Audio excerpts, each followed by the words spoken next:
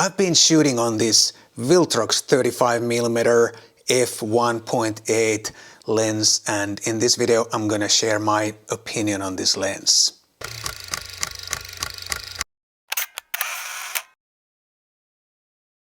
Hi guys, my name is Matti Sulanto and I'm a photographer. And in this video I'm gonna have a special lens for you.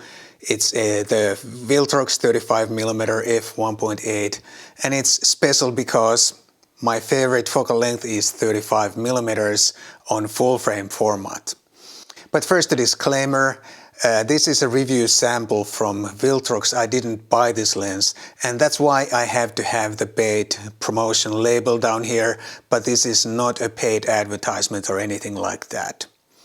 When they asked me if I'd like to review this lens, I was super happy to accept the lens because it's my favorite focal length. I was also pretty excited about this lens because not so long ago I reviewed this 24mm f1.8 Viltrox, and I was impressed with this lens and I really like this lens. I think this is a very good wide-angle lens, and if this 35 is anything like the 24, I think I'm gonna like this too. So let's find out.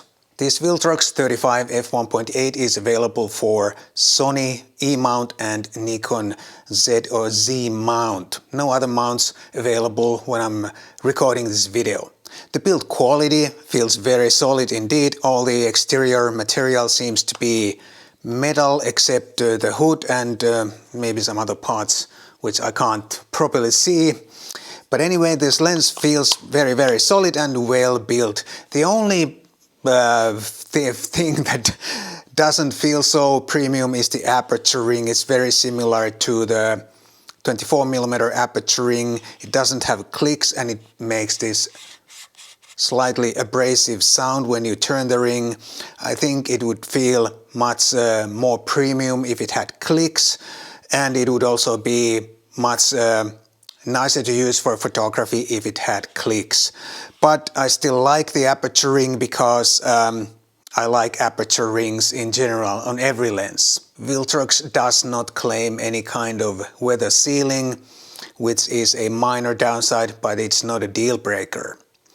When I was out there shooting on this lens, the temperature was around 0 Celsius, but on this 24mm I shot in -12 centigrade Celsius for a few hours, and it handled it really well.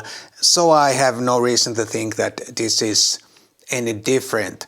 But of course, I wouldn't recommend using this in like heavy rain or something because it's not weather sealed. There is a USB-C connector in the mount, and that is for firmware updates, and I think it's very well executed on these Viltrox lenses. You just hook up this onto your computer, and this appears as an external drive, and then you drag and drop the firmware file just on the lens and you're good to go.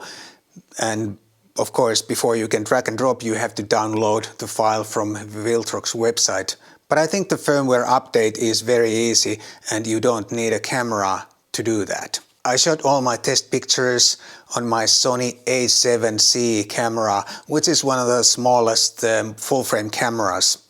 And this lens with that camera balances really well, and it's a really pleasant combo to use. This is not the smallest full-frame lens, but this is not the biggest either. I think the size is quite good or quite compact for a fast 35mm. The filter size is 55mm, and this weighs almost exactly 380 grams, this E-mount version with the included hood.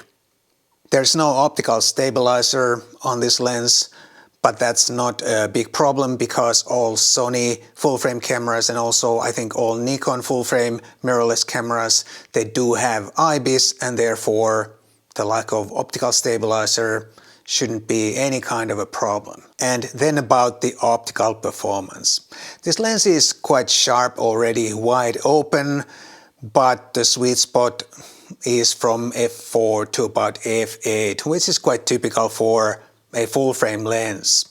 But even f11 and the smallest aperture, which is f16, are usable if you need all that depth of field for whatever reason. I did not find vignetting or distortions any kind of a problem with this lens, and I did not see any lateral chromatic aberrations, but I could see some longitudinal chromatic aberrations, but nothing too distracting. In backlight situations, this Viltrox behaves quite nicely, but the weak spot is when the sun or any bright light is just outside of the frame and you are shooting at stop-down apertures. Then you can get some pretty serious flare in your picture, but I have to say that this kind of a scenario is a little bit of a problem for many wide-angle lenses, and you can always try to shadow the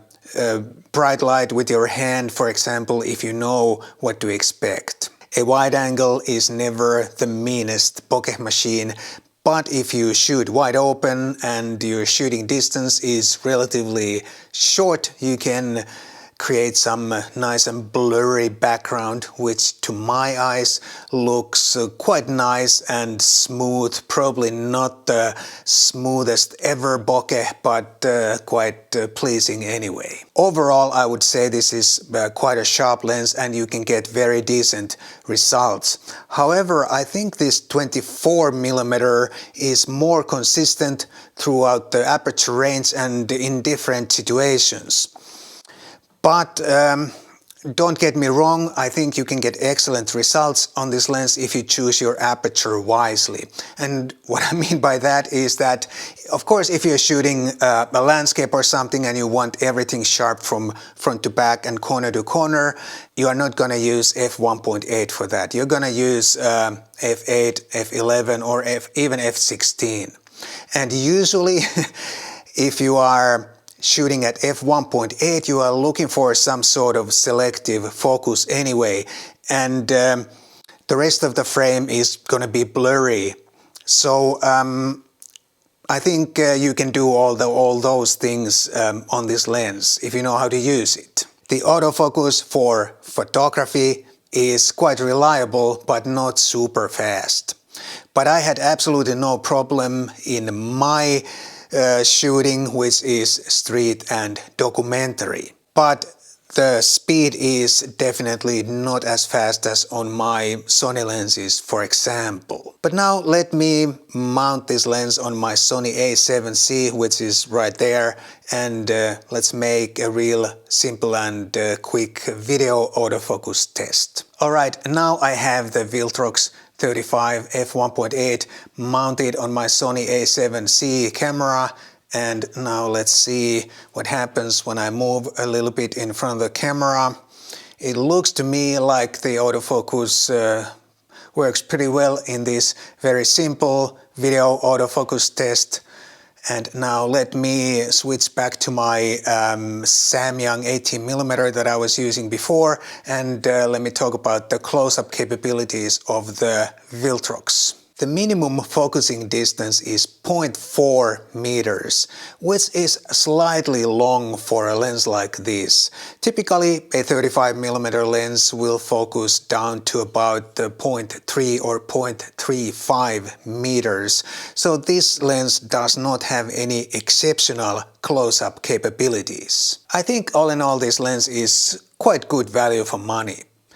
And if you are looking for a fast 35 for your Sony or Nikon full-frame mirrorless camera, but your budget is not quite good enough for any of the first-party products, then I think you should definitely take a look at this Viltrox 35mm F1.8.